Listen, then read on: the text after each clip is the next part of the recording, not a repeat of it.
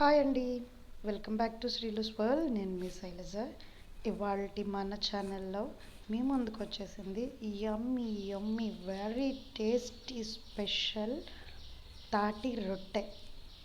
అది కాలుతుంటేనే దాని వాసనకి ఆకలి వేసేస్తూ ఉంటుంది. అబ్బబ్బా, ఇంకెందుకు ఆలస్యం, ప్రాసెస్లోకి వెళ్ళిపోదాం. దీనికోసం మనకి ఇప్పుడు మార్కెట్లో తాటికాయలు బయట బాగానే కనబడుతున్నాయి. అలాగే పల్లెటూళ్ళల్లో ఉన్న వాళ్ళు కానీ కొంచెం గ్రీనరీ ఏరియాస్లో ఉన్న వాళ్ళకి తాటి చెట్లు కనబడుతూ ఉంటాయి, కింద రాలి పడుతూ ఉంటాయి కొద్ది కొద్దిగా పగిలినవి. అలాంటి తాటికాయలని తెచ్చుకుని చక్కగా నేను చూపించిన విధంగా జాగ్రత్తగా పైన పీల్ అంతా తీసేసుకోవాలి.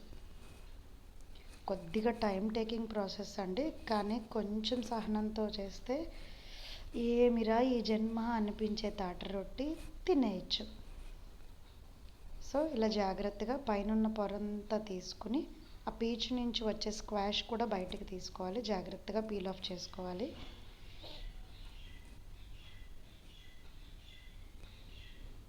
సో ఒక దానిలో వచ్చేసి మీకు 3 టెంకలు వస్తాయి. ఒక తాటికాయలో 3 టెంకలు వస్తాయి. 3 కళ్ళు కనబడతాయి కదా మనకి. సో 3 కళ్ళలోనూ 3 టెంకలు కనిపిస్తాయి అన్నమాట. సో వాటిని అలా తీసుకుని పెట్టుకున్న తర్వాత వాటిని మనం స్క్వీజ్ చేసుకోవాలి. సో దీనికి నేను 2 పద్ధతులు చూపిస్తున్నాను. ఒకటి, మన దగ్గర ఈ స్ట్రైనర్ ఉంటుంది కదా, డీప్ ఫ్రై చేస్తాము, సో దాంతో చేయొచ్చు. లేదు అంటే కనుక మన దగ్గర స్టీల్ జల్లెడ ఉంటుంది. ఈ రెండిట్లో ఏది మీ దగ్గర అవైలబుల్ ఉంటే దాంతో చేసుకోవచ్చు. గ్రేటర్తో చేసుకుంటే కనుక మీకు ఏమవుతుందంటే ఆ పీచ్ అనేది బాగా పట్టేస్తుంది. దానికోసం నేను ఈ 2 మెథడ్స్ని ప్రిఫర్ చేసి మీకు చూపిస్తున్నాను.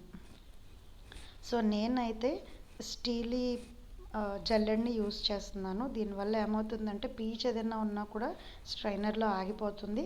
అలాగే మిగిలిన జ్యూస్ అన్నది, పల్ప్ అన్నది చాలా స్మూత్గా సాఫ్ట్గా స్క్రీన్ మీకు చూపించినట్టు చాలా మెత్తటి జ్యూస్ అన్నది, పల్ప్ అనేది మనకు వచ్చేస్తుంది.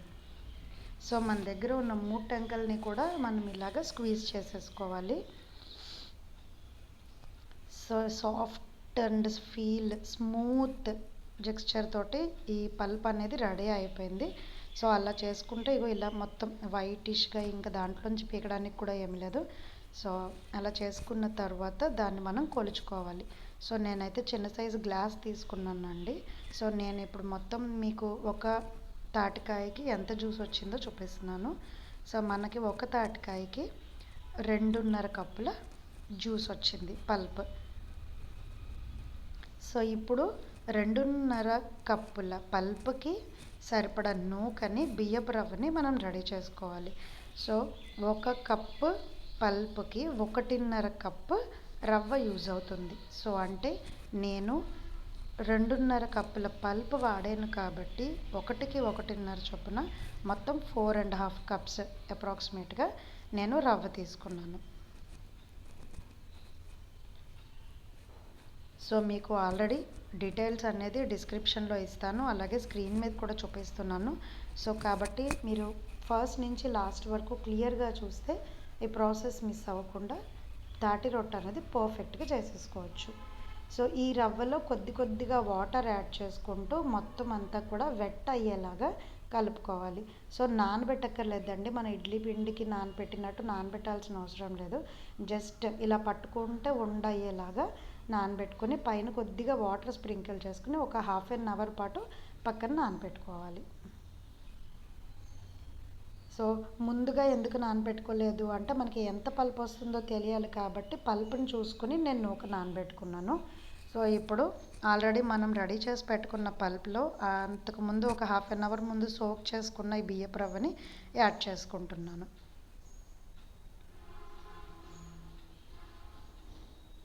సో వాటర్ అన్నది మరీ తడిగా మాత్రం నానబెట్టుకోకండి, తర్వాత ఏమవుతుందంటే బ్యాటర్ అనేది పల్చగా అయిపోతుంది.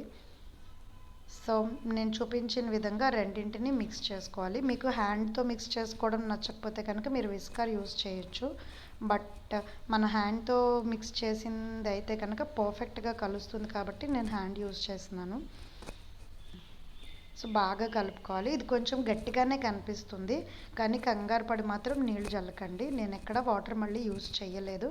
సో ఇలా మొత్తం కలుపుకున్న తర్వాత ఈ బ్యాటర్లోకి మళ్ళీ సేమ్ కన్సిస్టెన్సీ తోటి, అంటే సేమ్ మెజర్మెంట్తో ఏదైతే గ్లాస్ యూజ్ చేస్తున్నామో అదే గ్లాస్తో 1.5 కప్పు బెల్లం వాడుతున్నాను.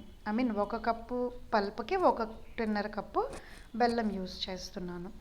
సో స్వీట్ కొంచెం ఎక్కువగా తినాలి అనుకున్న వాళ్ళు 2 కప్స్ కూడా యూజ్ చేసుకోవచ్చు. బట్ బ్యాలెన్స్డ్ స్వీట్ కావాలి అనుకున్న వాళ్ళు మాత్రం ఒకటి పల్ప్కి 1.5 కప్పు బెల్లం యూజ్ చేయాలి. సో ఇందాక నూకలాగానే ఇది కూడా 4.5 కప్స్ నేను వాడుతున్నాను. దీనిలోకి 1.5 కప్పు వరకు నేను మిక్సీ పట్టుకున్న ఎండు కొబ్బరి తురుముని యాడ్ చేస్తున్నాను. సో ఎండు కొబ్బరి, పచ్చి కొబ్బరి అన్నది మీ ఇష్టం అండి, అవైలబిలిటీని బట్టి. సో అది కూడా ఆప్షనల్. కొబ్బరి తినని వాళ్ళు కానీ పడని వాళ్ళు కానీ దీన్ని స్కిప్ చేయొచ్చు. సో వీటన్నింటినీ మళ్ళీ మిక్స్ చేసుకోవాలి. సో ఆల్రెడీ ఇందాక మనం గట్టిగా ఉంది అనుకున్నాం కదా, బెల్లం ఎప్పుడైతే కలుపుతామో మనకి బ్యాటర్ అనేది కొంచెం లూజ్గా అయ్యి మనకి క్రీమీ టెక్స్చర్ అనేది వచ్చేస్తుంది. సో దీన్ని కూడా ఒక పావు గంట నుంచి అరగంట వరకు పక్కన పెట్టుకోవాలి. అప్పుడు ఏమవుతుందంటే బెల్లం మొత్తం దానికి పట్టి ఇంకొంచెం క్రీమీగా, కొంచెం బ్యాటర్ అనేది కన్సిస్టెన్సీ లూజ్ అవుతుంది. సో చూసారా, ఇప్పుడు మనకి బ్యాటర్ అనేది కావాల్సిన కన్సిస్టెన్సీలోకి వచ్చింది. నేను చెప్పిన కొలతలు కనుక ఎగ్జాక్ట్గా మీరు ఫాలో అయితే మీకు పర్ఫెక్ట్ కన్సిస్టెన్సీ వస్తుంది. సో ఇప్పుడు దీన్ని నాన్ స్టిక్ ప్యాన్లో ఆయిల్ అప్లై చేసుకుని దాని మీద స్ప్రెడ్ చేసుకోవాలి. మనకి ఏ సైజు కావాలనుకుంటే ఆ సైజులో మనం రొట్టెని ప్రిపేర్ చేసుకోవచ్చు. అండ్ గుర్తుపెట్టుకోవాల్సింది ఏంటంటే ఫ్లేమ్ మాత్రం బాగా లో ఫ్లేమ్లో ఉండాలి, లేదంటే కనుక మాడిపోతుంది. సో చాలా అంటే చాలా లో ఫ్లేమ్ అన్నమాట. ఇంకా దానికి మించి రెగ్యులేటర్ దిగదు అనుకునేంత వరకు తగ్గించేసుకొని మనం రొట్టెని కాల్చుకోవాల్సి వస్తుంది. సో మనకి ఏ సైజులో కావాలో ఆ సైజులో స్ప్రెడ్ చేసుకుని దాని మీద మూత పెట్టి కాల్చుకోవాలి. సో మధ్య మధ్యలో చూసుకుంటూ ఉండాలి. రొట్టె చుట్టూ కనుక ఇలాగా బ్రౌనిష్గా వచ్చిన తర్వాత దాన్ని మనం తిప్పుకోవాలి. సో మనం ఆల్రెడీ వాడేది నాన్ స్టిక్ ప్యానే కాబట్టి మనకి దానికి ఫ్లిప్ చేయడానికి అట్ల కడ లాంటిది ఏమి యూజ్ చేయాల్సిన పని లేదు. సో దీన్ని ఒక ప్లేట్లోకి తీసుకుని మీకు ఐడియా కోసం నేను ఇంకొకటి కూడా ప్రిపేర్ చేస్తున్నాను. సో మళ్ళీ దీంట్లోకి ఇంకొద్దిగా బ్యాటర్ అనేది వేసి మరొకసారి ఇంకొక రొట్టెని నేను కాలుస్తున్నాను.